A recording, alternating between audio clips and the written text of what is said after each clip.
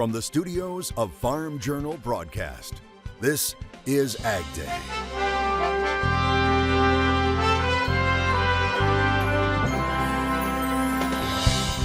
It's convention time. We head to Indy in the 95th Annual FFA Convention for a look at the future. What's the secret to getting more out of your corn? Our biggest thing is tell guys, have patience, wait till the time is right. Some top growers give you their recipe for high yields. Investigators uncover a major beef and pork theft ring. It's surprising how brazen and how wide scale it really was. As water levels on the Mississippi River continue to drop. So certainly we are seeing major disruptions. And drought conditions across the country continue to rise. The latest right now on AgDay. Good morning, I'm Quentin Griffiths. Water levels are so low right now on the Mississippi River that some grain terminals are no longer taking in corn and soybeans. The river now near record lows, with one gauge in New Orleans registering just 3 feet above sea level. Now let's look at that gauge, courtesy of the U.S. Army Corps of Engineers. At least 2 Cargill grain terminals are announcing they're not taking any more corn and soybeans right now due to the low water levels. They're located in Keithsburg, Illinois and Hickman, Kentucky. The grain elevator in Hickman posting on its website it will not be taking grain until the river levels change. Now it says Hickman Harbor was closed due to low water and they are filling their remaining space. In Wickliffe, Kentucky, the river reached nearly 5 feet below the low water threshold for the gauge, dropping below the previous all-time low set way back in 1939. The area just south of where the Ohio River flows into the Mississippi near Cairo, Illinois. And more records could fall soon. To put a little historical perspective on that, as you head up into Missouri, New Madrid and Caruthersville, Missouri, previous records were set during the drought of 2012. As you move further downstream, Osceola, Arkansas, Memphis, Tennessee, previous records have been set in July 1988. I've just mentioned 2 historic droughts, 1988 and 2012. Water levels lower than those 2 historic droughts. As the Mississippi River continues to drop, drought across the country increases. Now taking a look at the latest drought monitor, drought now covering more than 62% of the continental U.S. That's more than a 3% increase from just last week and the highest it's been since 2012. The population affected also increased significantly to more than 145 million people. But there is the potential for some rain in areas battling drought. Meteorologist Andrew Whitmire joins us with more. That's right. We're watching the potential here for some saturated soils due to some heavier rainfall embedded in a few of these thunderstorms. The only downfall, though, as a few of those could become strong and or severe. And I'm sure the western half of Texas wishes it was more them than the eastern half of Texas, but that's the cards we are dealt from good old Mother Nature here as we go on throughout this Friday. And then as we head towards Saturday, we're going to see that shift a little bit eastward into parts of Louisiana and even up towards Jackson, Mississippi. Looking at the future radar here throughout the afternoon, again, heavy rainfall embedded where those thunderstorms that do decide to set up, and they will continue to track their way eastward as well, as we're still going to be dealing with a low pressure system that's going to continue to develop and work its way again up along parts of the Tennessee and even Ohio River Valley as we go throughout this Halloween weekend. Let's take a look at that rainfall estimate here again, where those showers and thunderstorms do decide to set up. They could produce anywhere from 2 to 4 inches of rainfall with isolated local amounts where that could be even a little bit higher than that. And we're going to see that spreading up across parts of the upper Midwest and parts of the Great Lakes states, at least for the potential for some additional rainfall as we close out this Halloween weekend. And check out John Bergen putting a wrap on harvest in Carmen, Manitoba. John asking, are you even done with Harvest 22 if you don't finish with a full pass and a full green card? Hope you had a terrific harvest, John. More in your forecast coming up. Investigators in Nebraska say they've uncovered a multi-million-dollar theft ring targeting meatpacking plants in 6 Midwestern states.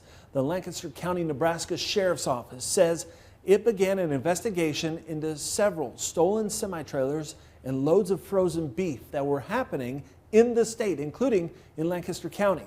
Since June of last year, the Sheriff's Office, along with the Department of Homeland Security, has identified 45 thefts covering Nebraska, Iowa, Minnesota, North and South Dakota, and Wisconsin. The investigators say they discovered a highly sophisticated, organized criminal enterprise based out of Miami, Florida, that targeted beef and pork packing plants in those 6 Midwestern states. These men would be driving up here with just the tractors, just the power units of a semi-tractor trailer, and then they would look for potential areas where they could steal tractors. Steal trailers. And they knew what to look for, they knew where to look, where trailers would be staged for transport. And they would just drive in, hook up to a trailer and take off. In some cases, they had false bills of lading to justify their load. Now, last week, investigators arrested 3 Miami men on suspicion of transporting stolen goods and money laundering. Sheriff Wagner says right now they don't know where the stolen beef was ending up, but they say the price tag so far on the losses adds up to $9 million. The recipe for high yields on AgDay is brought to you by Tendovo soybean herbicide, raising the pre-emergence bar one clean row at a time. See how Tendovo delivers weed control without compromise at syngentaus.com/Tendovo. Every farmer wants to raise the highest yields possible, right? Well, today, AgDay's Michelle Rook finds out what farmers and agronomists include in their recipe for high yields. Clinton, the national yield curves have continued to improve year after year for U.S. farmers through the use of technology and improved genetics. However, the real secret for the most successful farmers seems to be doing a better job with the basic agronomic principles, including a longtime National Corn Growers Association yield contest winner. Raising high-yielding corn is a challenge every year, but especially corn on corn. However, 12-time NCGA yield contest winner Kevin Kelb seems to have it mastered, hitting 400 bushels per acre on test plots on his farm. As he harvests this year's crop, he's actually working on his plan for 2023. You know, we're corn on corn, so our biggest job to do is, the main thing we do is try to handle this residue, you know, on our high-yielding corn. So that's kind of the reason why we run the 870 disc ripper to help bury that trash really good. So feed the microbes to get it going for next spring so there's no really residue left over, because that's where a lot of your disease comes from the residue. Kelb is shooting for the non-irrigated corn record of 443 bushels per acre and says, along with picking the right genetics, he advises waiting for ideal weather conditions for planting. He says the flood in 2017 changed his mind about early planting, as he finished the end of April and then lost the crop. And we started planting May 17th that year on our replant, and ended up being our best crop ever.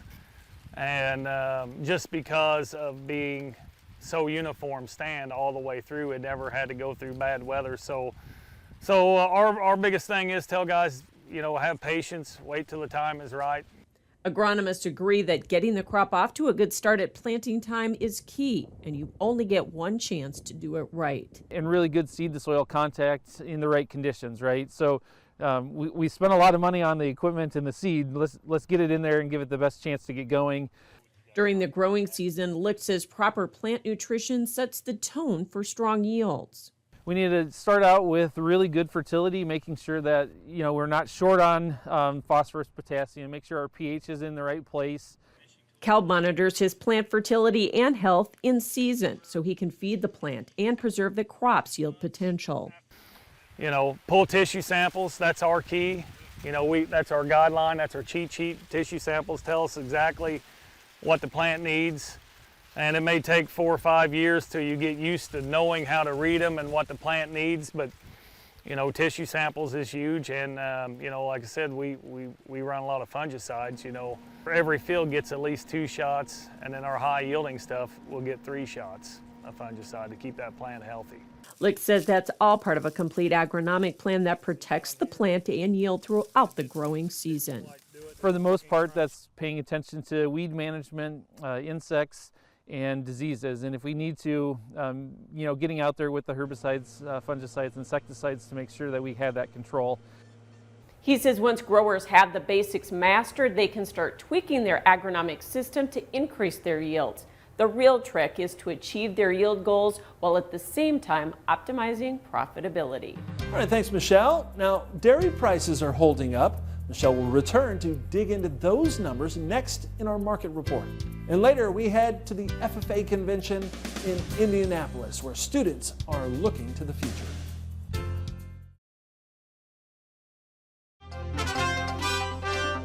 Dairy prices remain strong despite the headwinds from higher grains. Michelle Rook joins us now with a look at the latest in those markets. Joining us with this morning's market analyst is Brian Doherty with Total Farm Marketing. Let's talk about this milk market. We've had a pretty good pullback off the highs. On some of it's been recessionary fears. Do you think we're getting close to a bottom, Brian? We do. If you look at just about all commodity markets, it took that same drop off at the same time in midsummer, late June. The milk market's the only one to not have recovered, and yet we're not increasing the herd. We're not increasing the production expectations in the years ahead. The biggest issue that we continue to hear surface is labor issues. Dairy's finding enough labor so that if they even think about expanding, they can expand. So like all industries struggling with that, products have come down in value enough. Butter has been high, but that's started to crack a little bit. But the other products, in particular, cheese prices have really come down to a level here where it should attract end user buying. We can't believe the recessionary talk is that negative at these current price levels. And in fact, if you look at where the dollar is off lately, we wouldn't be surprised to see export activity pick up. And demand for the holiday time period is going to be coming up. So can we get those back months back above $20 here near term? Yeah, we think we can. We don't think that's a tall task for the milk market. What needs to happen is you do need some money flow. You need some excitement in that market. Right now, the bears are in control. And like any market, when they sell high and then it drops off and they sell again, they've got a good position there. They're not being forced out of their short positions. If we can see that cheese market pick up and see some demand, or at least perceptive demand, move into the marketplace, we think there's probably a quick rally. Now, don't get your hopes up that we're going to see $25 milk. At the same time we saw $25 milk, we saw $12 wheat. Wheat is nowhere near $12, and corn is nowhere near $7.67 at these kind of high peaks. But into the low to mid 20s would be a very reasonable expectation for the milk market. And a good place to do some hedging then. Well, take a defensive posture, you bet. Good place to buy puts, hedging, sell calls, buy puts, sell calls, all these strategies that defend against lower prices. I appreciate your analysis as always. Brian Doherty with Total Farm Marketing. We'll have more Ag Day and Ag Weather coming up. To discuss marketing strategies, call 800-334-9779. AgDay is brought to you by MetLife Investment Management's Agricultural Finance Group. MetLife Investment Management is positioned to help you grow your business with a competitive farm, ranch, and agribusiness loan. To learn more, visit investments.metlife.com/agriculture.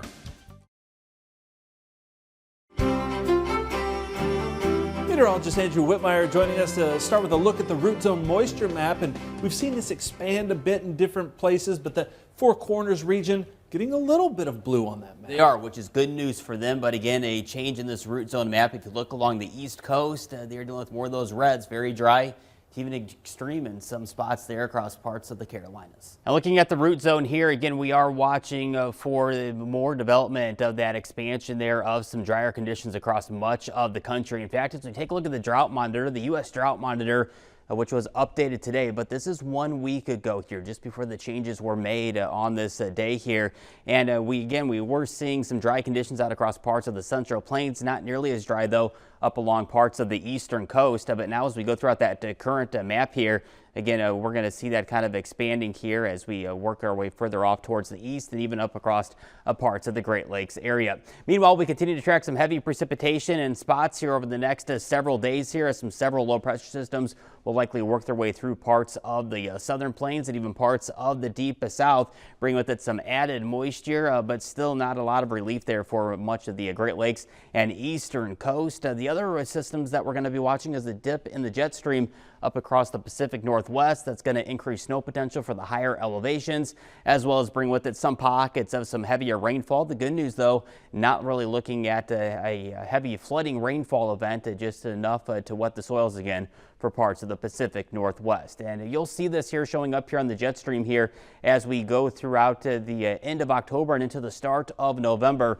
We're going to be watching kind of this dip in the jet stream, this trough, and that's going to allow for several systems to kind of impact parts of the western coastline here as we turn that calendar over into November. Walking through the future radar here on this Friday, all eyes again on Texas with this low pressure system that's going to create the potential for pockets of heavy rain across parts of central and eastern Texas, and eventually working its way across parts of Louisiana, even getting up into Mississippi as well. And then we're going to see some of those showers even trying to work their way eventually later on this Halloween weekend up into parts of the Midwest and Great Lakes states. Here's a look at temperatures this afternoon. We're going to see those temperatures 60s and 70s across the eastern half of the country's 50s up across parts of the north and west. Let's look around the country. Now let's take a look at your select AgDay cities. Camp Dix, Kentucky, mostly sunny, high 64 degrees. Going down to Houston, Texas, showers and thunderstorms, high near 72 degrees. And again, pockets of heavy rainfall certainly possible. Cut Bank, Montana, breezy, mostly cloudy, high in the low 50s.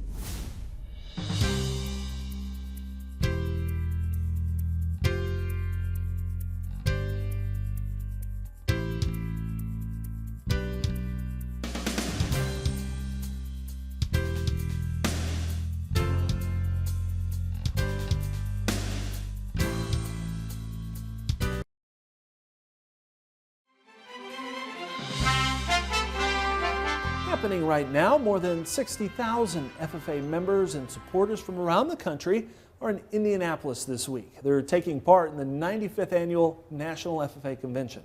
Educational events like the Career Expo are where students can learn more about the wide array of agricultural jobs available. Various universities were on hand to visit with students about what they offer students to prepare them for a future in the industry, like at K-State. We need people in those careers because otherwise we aren't going to be able to kind of keep up with the growing population. And no matter whether it's ag ed, we need to teach students about what agriculture has to offer them. So it kind of starts from the beginning and then to those end production, facilities that need to be run. Because agriculture is such a huge thing. It supplies everything. It supplies your food. It supplies just like your basic needs, the protein that you need, the vegetables. Like, you wouldn't have all of that stuff if you didn't have agriculture. The convention ends on Saturday with the election of new National FFA officers. Still ahead, what would college football be without a mascot? I'm Charles Denny, a new mascot for the University of Tennessee. Not this guy, but a real blue tick hound named Smokey 11, and he gets great vet care. That story coming up on AgDay. Farmer to Farmer, the Conservation at Work video series features real stories, real successes, real quick. See what's possible at farmers.gov/conservation.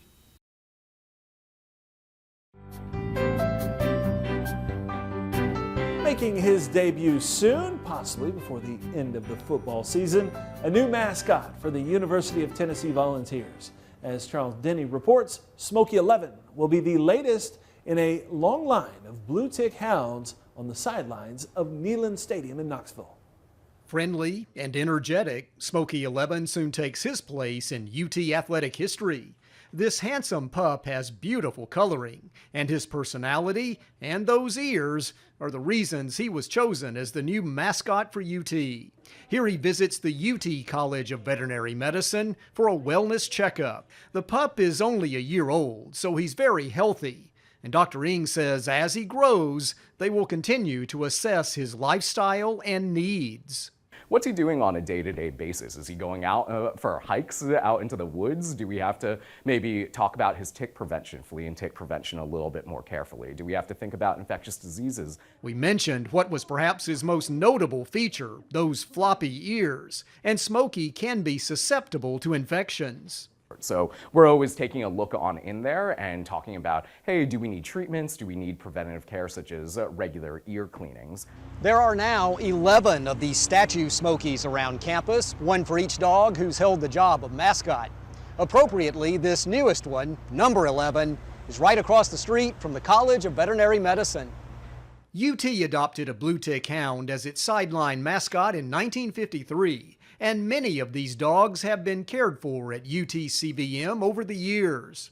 Junior is the offspring of Smokey 10, about to start enjoying football on a big screen after working every game since 2013. It's expected Smokey 11 will serve his mascot duties a decade or so, just like his pops, the young'un following a tradition of sweet dogs with a high-profile job. This is Charles Denny reporting. All right, thanks, Charles, and that's all the time we have this morning. So glad you tuned in. From all of us here at AgDay, I'm Clint Griffiths. Have a great day on the farm.